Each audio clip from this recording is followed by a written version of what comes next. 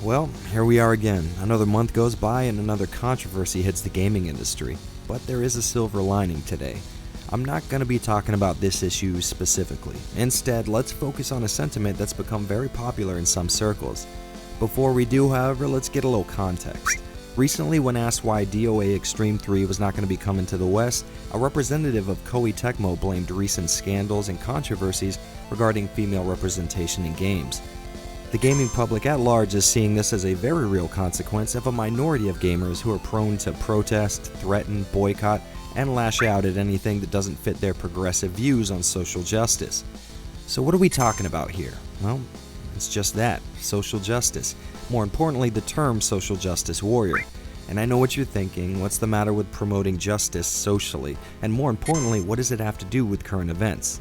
Well, first off, there's nothing wrong with promoting an open mind and acceptance. As a matter of fact, I'd wager that 99.9% of you guys watching this video would have a serious issue with someone degrading, abusing, or otherwise harming a person based solely on their sex, race, or religion. However, I have a hard time thinking that any of you would try to take away a person's livelihood or even have them arrested just for disagreeing with you. These modern social justice warriors, as they have come to be known, are indeed real, and more importantly, they could in the future serve as a very real threat to gaming as an industry.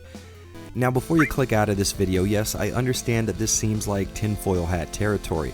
After all, it has become very clear that these activists are not here to take our games away. And even though it goes against my better judgment, I honestly believe that. I don't think the SJW mob is here to get rid of all the games that I love. At least, that's not their intent. But their actions may very well lead to just that. About a year ago, this mob's screams were heard loud and clear even on the other side of the earth.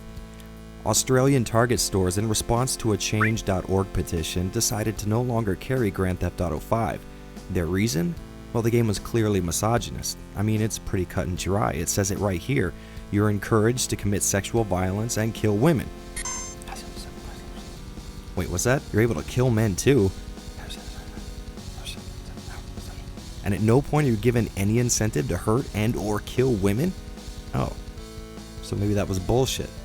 Well, that was just one example of a fringe movement, and clearly not endemic of a growing problem.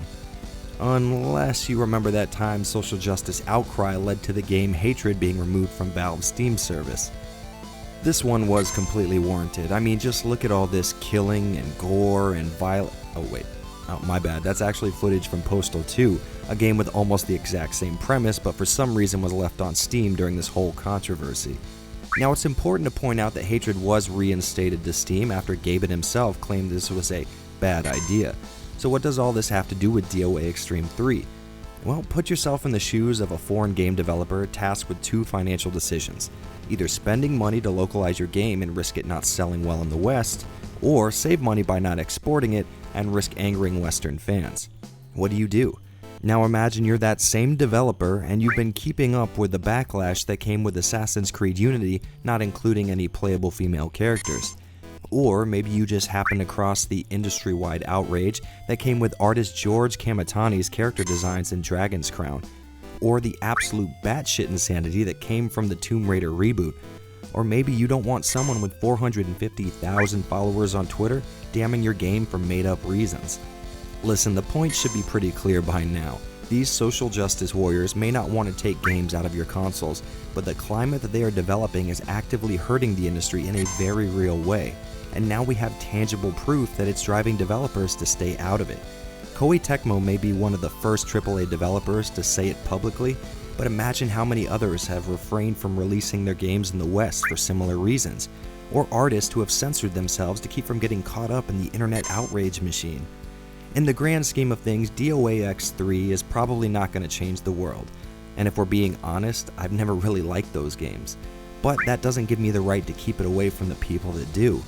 In the spirit of full disclosure, this game can still be imported, and this is clearly not an act of censorship. It is, however, a daunting look at what could be a very grim future for gaming. But the important question is, what can we do about it? Well, I'm afraid I don't really have an answer for that. We can't really silence these people lest we be guilty of the same crimes that they are, and we can't exactly vote with our wallets when they have the industry scared to release anything that could hurt anyone's feelings in any possible way. I guess I spent so much time realizing that there's a problem, and I didn't really give much thought as to how it could be solved. But you know what? I bet you do. Yeah, I bet somewhere in that head of yours there's an idea that will shed a bright stream of light on this issue. So get out there and share your opinion. Make videos on YouTube or write a blog, maybe organize counter petitions. If you're sick of having your thoughts and opinions policed, speak up. Let's let the volume of our position drown out the cries of misogyny and racism. The only way to let the industry know that these people do not represent us is by representing ourselves. We may be in a bad position now, but let's face it, we've faced much worse.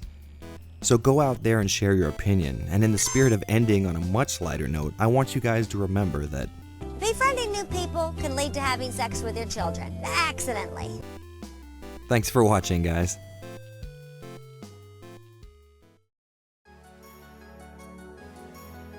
Well, we have made it to the end of yet another Talking Points video. Thanks for coming and hanging out with me, guys, and if you get into this kind of stuff, I have a couple more Talking Points videos linked right here. And if you want to be extra nice, go ahead and click that like button to let everybody know that I'm the absolute best in the world. Or there is a dislike button, so, keep that in mind.